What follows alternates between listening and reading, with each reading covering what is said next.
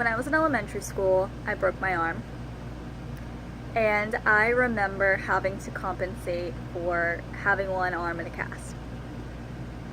It was difficult, especially I remember trying to sleep with one arm in a cast.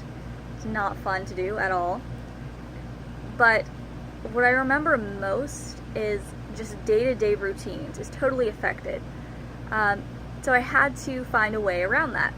And I remember after a certain point, it became the new normal. And it was right around that time that the cast was ready to come off. So I remember being really excited. You know, I thought it was over until they took the cast off. And having two arms didn't feel like I remembered it.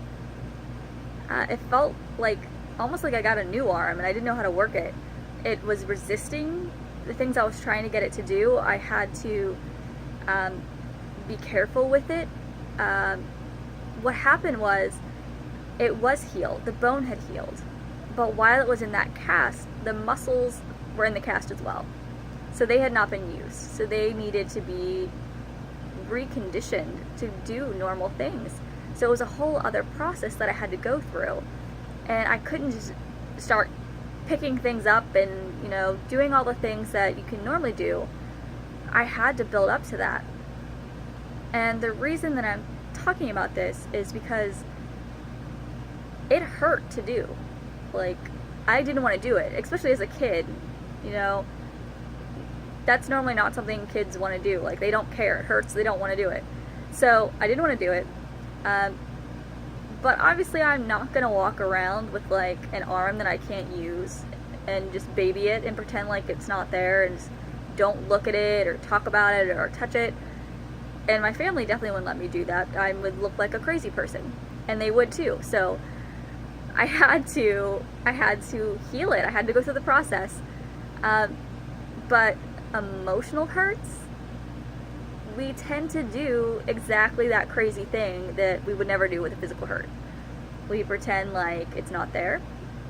And it's really easy because it's emotional, so it's not visible. So no one can see that we were crazy. And sometimes we don't even realize we're crazy because it's out of sight, out of mind. So we walk around pretending like it doesn't hurt, protecting it.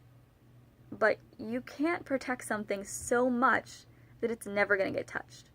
And when it does, the pain comes back of the original hurt and of every time that someone's ever touched it.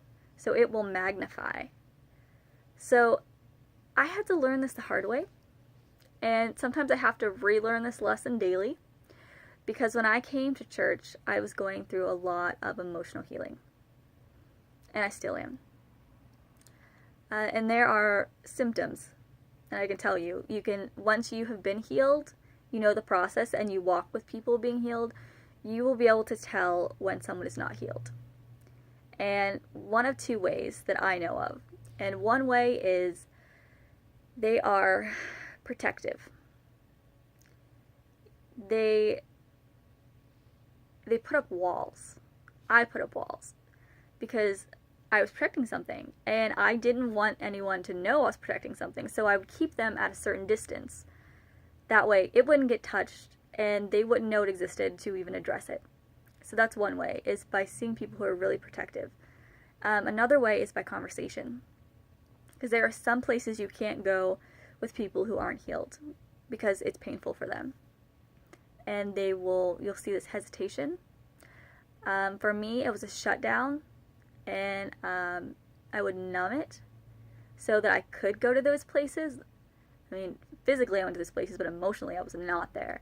So you can't do that because you can't give your all to God if you don't even have all of yourself to give, because you're isolating parts of you.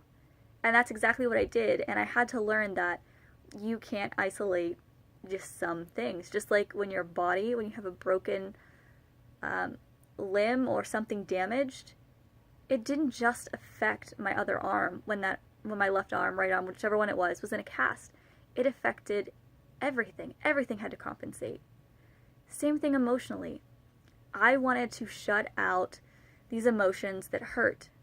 but I didn't realize that was connected to everything else.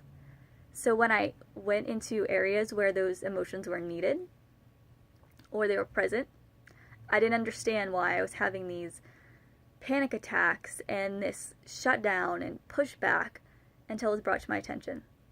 So maybe you have the same thing. Maybe you've dealt with something, well, not dealt with something, maybe you've had something happen to you that you haven't dealt with and you've kind of put out of your mind and you think it doesn't matter.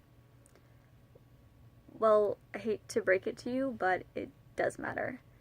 And you will need to address it, and you will need to walk through the healing process if you want to be whole. And the sooner you do it, the better, because it just keeps building up. So that's my advice.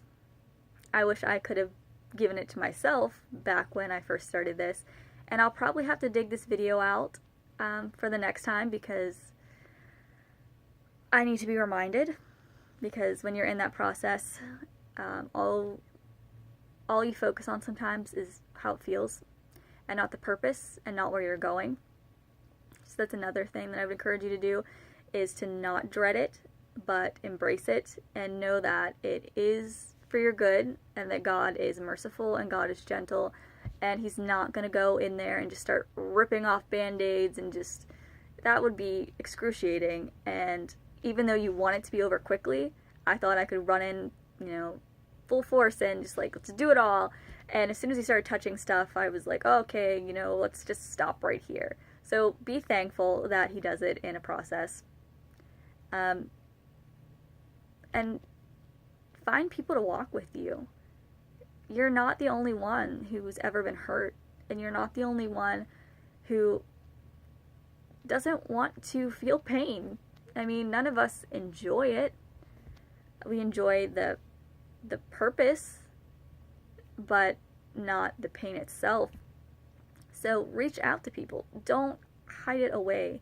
You're not crazy. You're not an outcast.